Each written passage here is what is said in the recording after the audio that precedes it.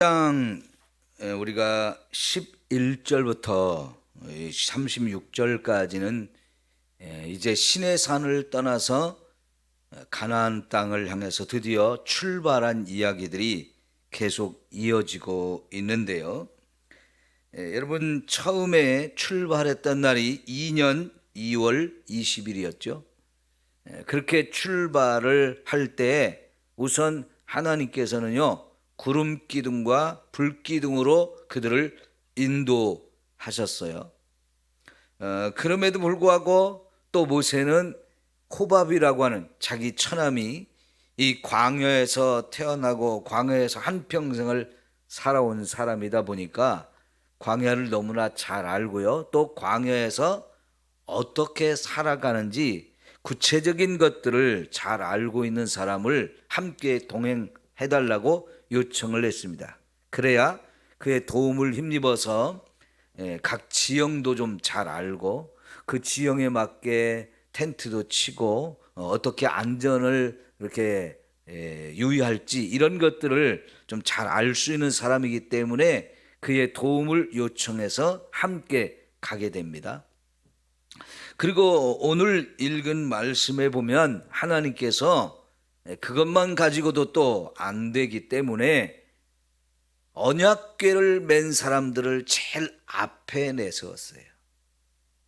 이 언약궤는 누가 메고 갑니까? 고앗 자손들, 레위 지파 중에서도 고앗 자손들이 메고 가는 것인데요. 하나님께서는 이 언약궤를 맨 사람들을 항상 제일 앞에 세워서 하나님께서 그 언약궤를 맨 사람들을 통해서 이들이 가야 될 길을 좀 더 구체적으로 방향과 목표를 정해서 가게 해 주셨어요.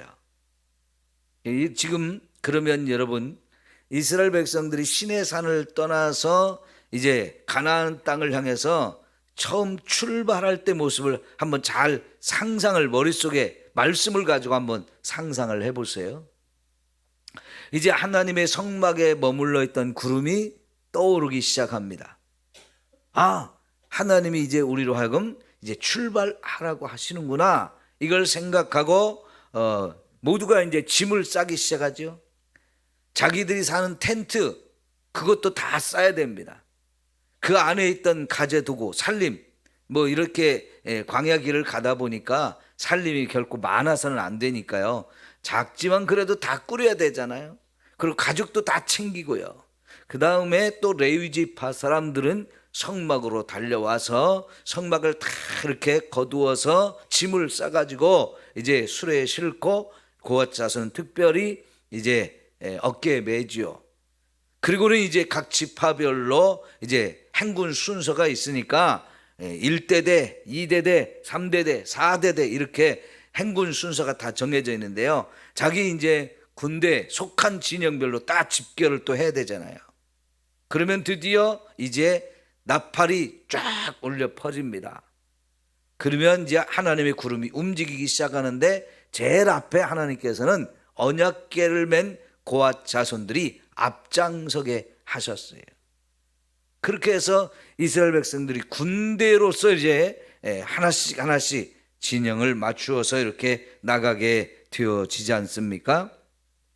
자, 여러분, 그럼 이 장면을 한번 생각해 보면 애굽을 떠나서 시내산까지 올 때의 모습과 이제 시내산 거의 1년 정도 머무르다가 이걸 떠나서 이제 가나안 땅을 진격할 때 모습은 완전히 달라진 모습입니다.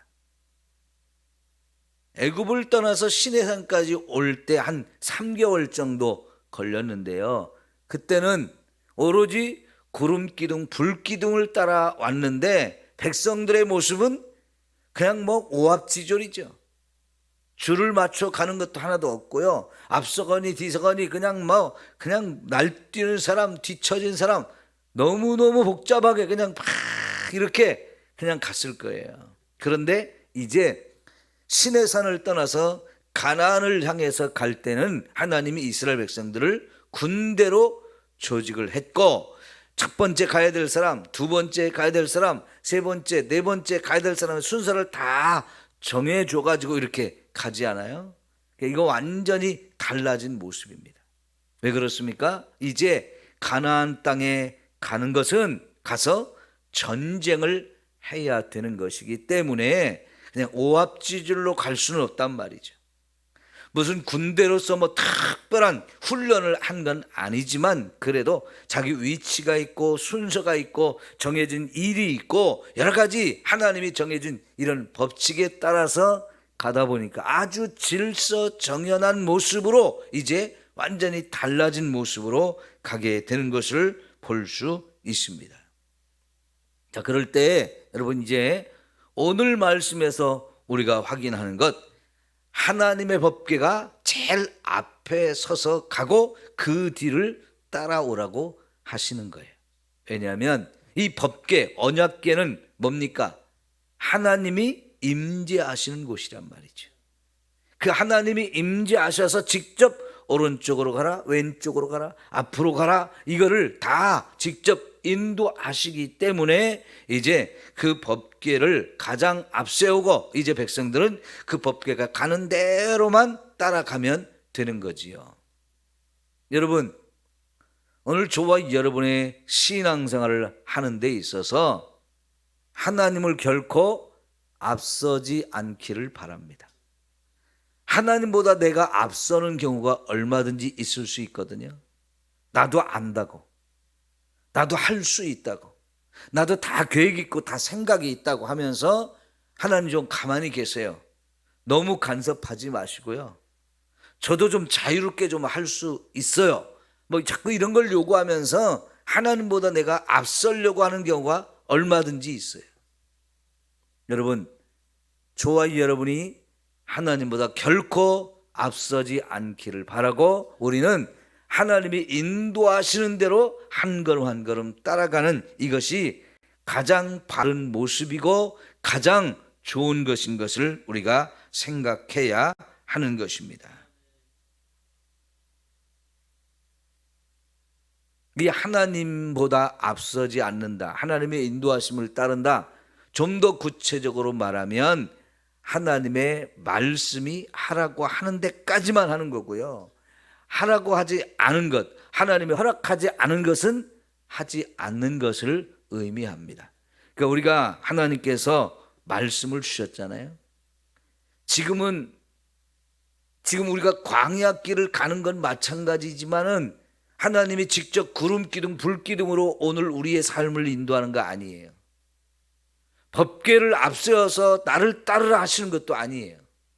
그렇다면 오늘 저와 여러분은 그 하나님의 인도하심을 어떻게 따라갑니까? 주신 말씀을 통해서 우리가 해야 될 일이 뭔지, 우리가 가야 될 길이 뭔지를 자꾸 찾아가지고 그 말씀 안에서 우리가 하라고 하신 데까지 하고 허락하지 않은 것은 하지 않는 이 모습이 하나님보다 앞서지 않는 것이고요. 하나님의 인도하심을 따라가는 가장 좋은 방법이 되어지는 줄 믿습니다. 그리고 그 법궤 뒤에 누가 따라갔을까요? 지도자들이 앞장서서 끌고 갔을 거예요. 모세가 서고요.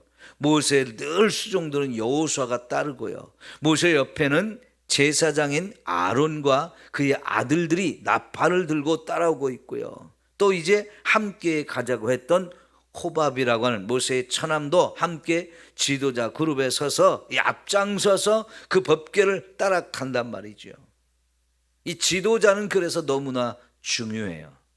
지도자가 하나님의 인도하심을 받아서 그 하나님의 인도하심을 따라 교회를 이끌고 가고 성도 여러분들을 이끌고 가는 거, 그럴 때 우왕좌왕하지 않고요, 일사불란하게 하나님 원하시는 방향을 땅에서 또 하나님이 원하시는 일들을 하면서 한 걸음 한 걸음 나아갈 수 있게 되어지는 거지요. 이런 지도자들이 하나님이 세워주셨다는 것, 그리고 그 지도자들의 인도를 따라 갈 수 있다는 것, 백성들에게도 큰 은혜요 축복이 되는 줄 믿습니다. 자, 여러분, 그러면서 마지막 부분에 보면 어떤 얘기가 나오냐면 출발할 때와 멈출 때 모세가 무슨 기도를 했는지 우리에게 보여주고 있어요. 하나님이 이제 가자 할 때 모세는 하나님께 기도를 했어요. 무슨 기도를 했습니까? 하나님이여 일어나소서. 그래서 주의 대적들을 흩으시고 주를 미워하는 자가 주 앞에서 도망하게 하소서. 지금 우리의 대장은 하나님이셔요. 그 하나님이 대장에 대해서 앞서 가시면서 혹시라도 우리 앞에 어떤 대적이 있다면 그 대적들을 다 물리쳐서 흩어주시고, 또 주님을 미워하는 자가 있다면 그런 사람들도 다 주님 앞에서 도망을 가게 해달라고 요청을 합니다. 왜냐하면 지금 보통 이렇게 행군을 하게 되면요, 척후병이라는 것을 먼저 내보내거든요. 다시 말하면 정찰하는 사람들, 먼저 앞에 가서 앞에 상황들을 다 정찰하는 이런 병사들을 내보내가지고요, 적이 어디에 있는지, 혹시 위험한 것은 없는지, 지형은 어떤지를 잘 이렇게 살펴보면서 수시로 그 사람들과 연락을 주고받으면서 우리가 가는 길에 이 안전을 미리 확보하는 이런 게 필요한데, 지금 이스라엘 백성들이 그런 걸 전혀 안 하잖아요. 왜? 하나님이 다 보고 계시는 분이에요. 하나님은 온 세상을 통치하시고 다스리시고 감찰하시는 분이기 때문에 그분이 온 세상을 다 보시면서 우리의 가야 될 길이 어딘지를 보여주고 가르쳐 주시니까, 그걸 뭐 사람이 특별히 이런 선발대, 척후병 이런 것들을 보내지 않아도 됐거든요. 그 대신 이제 하나님이 이렇게 앞서 다 보시면서 인도하시니까, 여러분, 그 하나님께서 우리 앞에 어떤 어려움이나 어떤 적이나 방해꾼이 있다면 다 물리쳐서 우리의 가는 길을 안전하게 지켜달라고 기도를 합니다. 이런 기도가 필요합니까? 안 합니까? 새벽마다 저와 여러분이 하루를 시작하는 시간이잖아요. 그럴 때 하나님 앞에서 오늘 해야 될 일이 뭔가를 한번 쫙 생각해 보세요. 그러면서 하나님이 특별히 저와 여러분에게 무엇을 하기를 원하시는지 물어보면서 오늘 하루를 계획도 하고, 또 하루 살아가면서 하나님 오늘 하루도 동행해 주시고 지켜주시고 인도해 주세요. 이렇게 기도하면서 매일매일 시작하는 거 하나님께서도 기뻐하실 일이고, 저와 여러분의 삶도 그렇게 할 때 가장 아름답고 놀라운 은혜가 임하게 되어줄 줄 믿습니다. 우리가 그러잖아요. 잠시 후에도 우리가 무슨 일이 우리에게 생길지 우리 모른다고. 세상이 그래요. 그죠? 정말 무슨 일이 생길지 몰라요. 목사는 늘 그래서 비상사태로 살아갑니다. 누가 전화만 띡 울려도 혹시라도 무슨 일이 있는 건 아닐까 늘 그러면서 전화를 받고 하거든요. 그러니까 온전히 하루하루 생활이 우리 성도들 가운데 어려운 일을 당하는 사람은 없을까, 힘든 일 없을까, 이런 것들을 늘 생각하면서 또 지켜주기를 위해서 기도하면서 이렇게 하루하루를 살아가는데, 여러분 각자가 그런 기도를 하며 살아간다고 하면 하나님이 저와 여러분에게 정말 평안한 이 놀라운 은혜를 주실 줄 믿습니다. 멈출 때는 또 어떤 기도를 했습니까?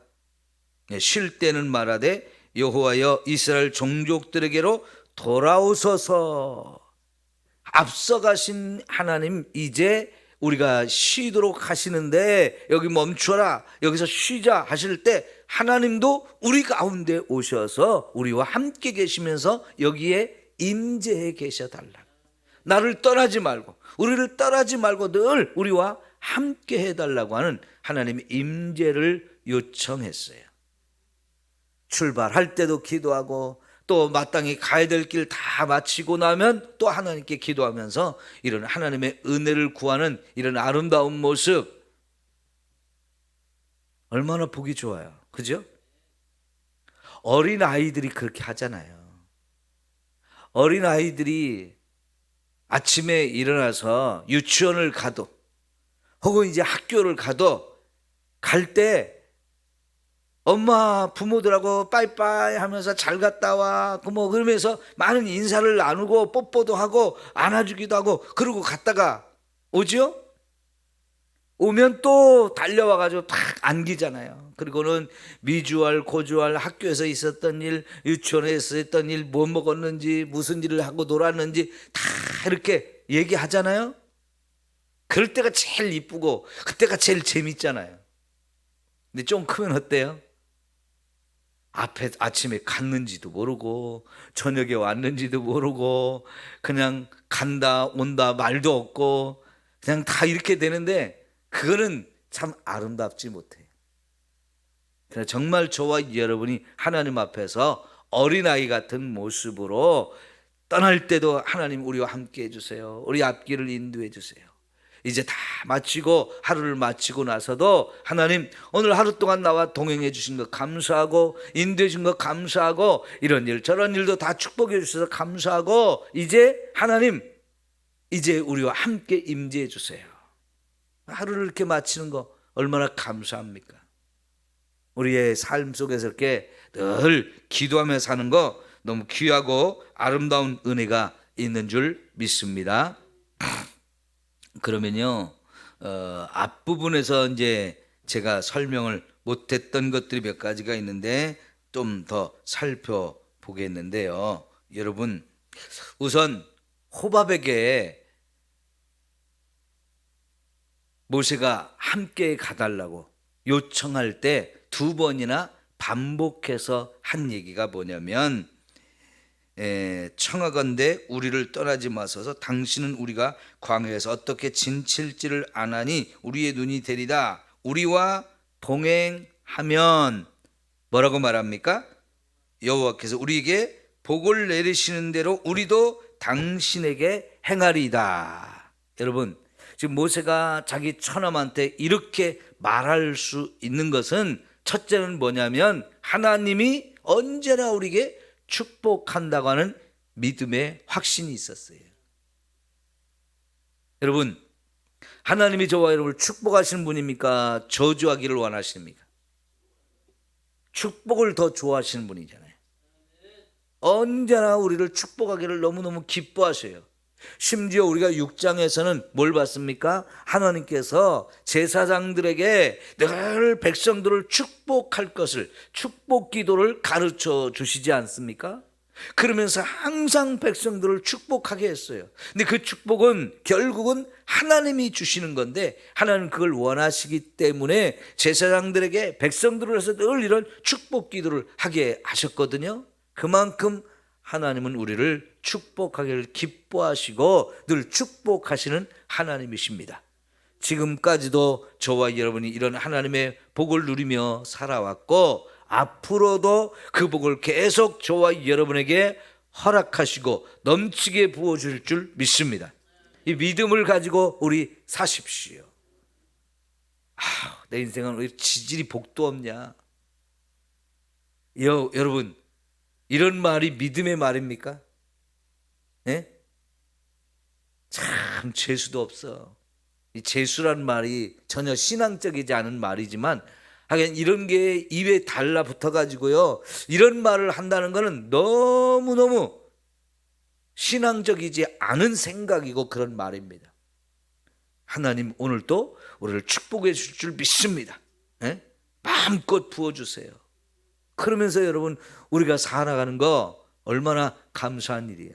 특별히 여러분 자녀들에게 꼭 이거를 가르쳐 주세요. 하나님이 오늘 너를 축복할 거다. 네가 하는 일을 잘 되게 할 것이고 네가 하는 일을 할 수 있는 능력도 부어주실 것이다. 그리고 네가 오늘 또 좋은 사람들을 만나게 하시고 하나님 너의 앞길을 인도하시고 안전을 지켜주실 것이다. 너를 축복하시기 때문에 네가 잘 될 거야. 이런 거를 자꾸 아이들한테 가르쳐주고 아이들도 그 생각하면서 살아가게 만들어주면요 아이들이 당당해집니다. 자신감이 넘칩니다. 그래서 불안함과 두려움과 염려라는 걸 물리치고 하나님이 오늘 나와 함께 하시기 때문에 내가 하나님의 축복으로 잘 될 거다. 이런 확신 갖고 살아가는 거 얼마나 감사한 일입니까? 믿음대로 되어집니다. 말하고 생각하는 대로 되어지는 거예요. 이게 너무 중요해요. 모세가요 하나님이 우리를 축복하신다는 걸 지금까지도 너무 많이 경험했지만 앞으로도 이 축복은 계속될 것이라는 확신이 있어요. 그러니까 담대하게 선포하는 거예요. 하나님이 우리 분명히 축복하실 것이고 또 그 축복한 대로 우리도 당신에게 같이 그 복을 누리게 할 거다. 네? 여러분, 담대하게 선포하십시오. 내 주변에 있는 사람들한테도 선포하시면 그 주변에 있는 사람들도 괜히 막연히 두려워하고 염려하고 걱정하고 불안한 이런 마음들을 버리고 정말 하나님이 우리와 함께 하신다는 그 믿음을 가지고 함께 그걸 기대하고 그걸 바라보면 하나님 분명히 그렇게 엄청난 은혜와 축복을 허락해 주실 줄 믿습니다. 여러분, 예를 들어서 탄광 깊은 곳에서 일하다가 무너져가지고 거기에 갇혀있는 사람들, 처음에는 무슨 생각을 합니까? 이 큰일 났다, 두려운 생각이 들지만 그 다음에는 또 어떤 생각이 드냐면 우리가 이렇게 여기에 무너져서 갇힌 걸 알기 때문에 분명히 밖에서 구조대를 보내줄 거다, 그래서 우리 반드시 구조가 될 거다, 이 믿음을 가지고 기다리는 거거든요. 그건 희망입니다.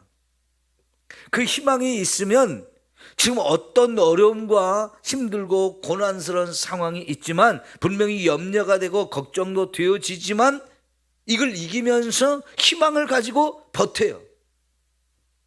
근데 시간이 점점 지나고 가지고 있는 어떤 양식이라든가 또 물, 산소 이런 것들이 점점 떨어져 갈 때 사람들은 희망을 못하는 이제 불안함과 두려움과 염려에 사로잡혀서 어쩔 줄을 몰라요. 그러나 여러분, 그런 가운데서 누군가 그 사람들한테 자꾸 우리 희망을 버리지 말자, 우리 희망을 갖자, 자꾸 이렇게 복돋아주는 사람이 있으면 그 연약해져 가는 사람들, 두려워하고 염려하던 사람들 또 힘을 내고 이러면서 그걸 견디거든요. 여러분, 특별히 하나님을 믿는 사람들은 아무리 힘들고 어려운 상황이 와도 그 속에서 하나님 우리를 축복하신다, 하나님 우리와 함께 하신다, 하나님 분명히 우리에게 구원의 길을 여신다, 이런 믿음을 가지고 사람들에게도 같이 선포하게 되면 함께 힘을 얻어서 그걸 이기고 분명히 하나님의 놀라운 축복과 은혜를 경험하게 되어질 줄 믿습니다.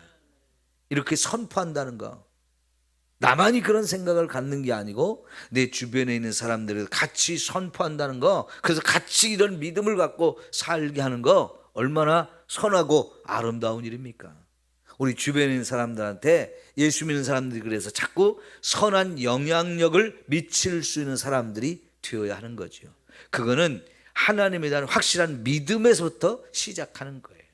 그 하나님이 우리를 사랑하시고 그 하나님 우리를 축복하시는 너무나 좋으신 하나님이라는 거, 이 믿음 속에서 모든 것이 새로워지고 달라지는 줄 믿습니다.